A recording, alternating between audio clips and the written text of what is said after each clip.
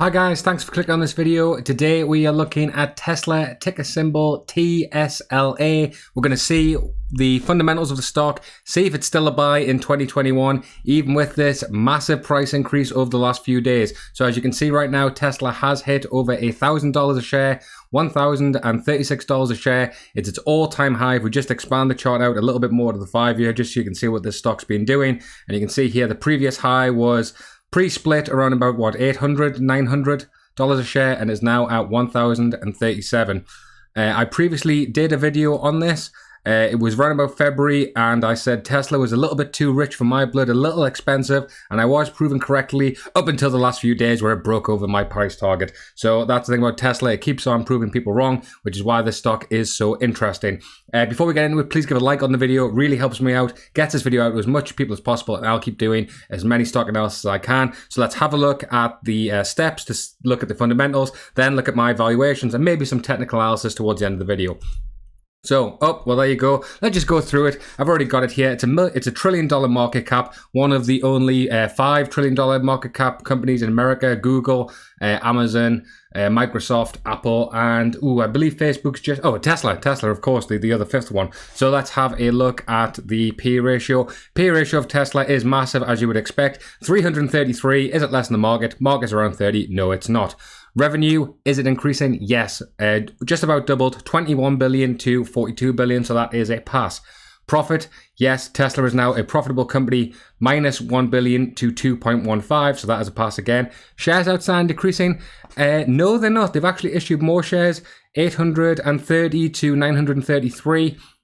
Probably means that they've been using the high share price of Tesla to issue more shares, but to generate more capital, but it is surprising that you would expect a company. Now, these are still very early company in the early stages, which makes sense, but I would prefer this number if it was decreasing.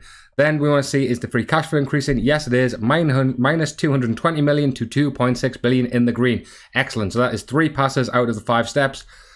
Good free cash flow ratio. Well, looking at that P ratio, I'm going to say no. With $1 trillion valuation, 2.6 billion in free cash flow, 388. So that is a fail.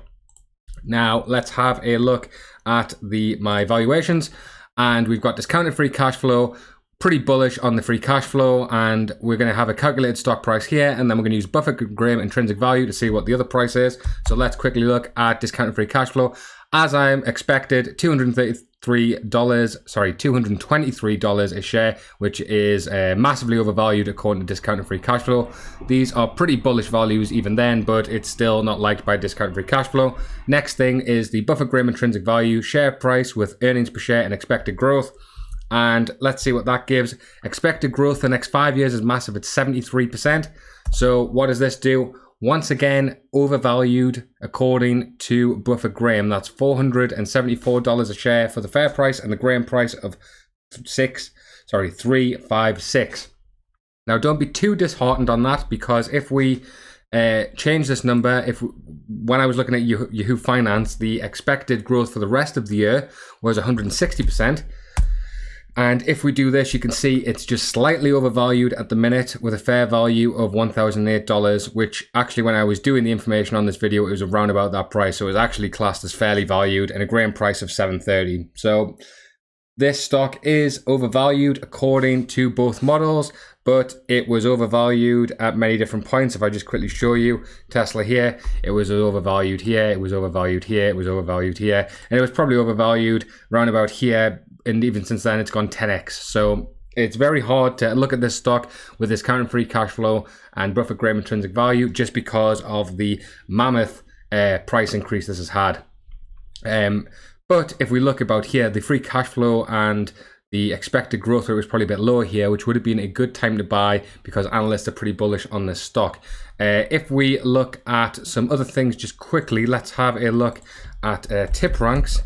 And we won't look at Nerve, we'll look at Tesla. So let's just quickly look at Tesla and see what the analysts are saying. And surprisingly, the analysts are not too far away. So let's just quickly go with Tesla and open up here. And if we compare to what we had, they have it at a current price of $780 a share on average. People are saying hold. Low side, $150, very, very low.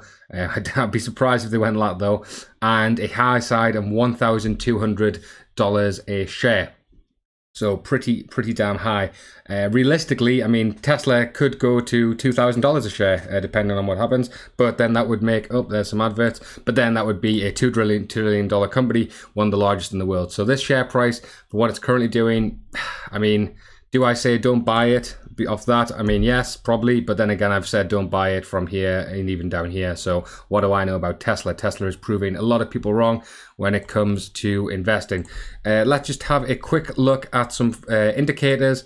And I'll be surprised if these show anything other than just buy. Let's have a look at moving averages quickly first. We'll add 3 moving averages on.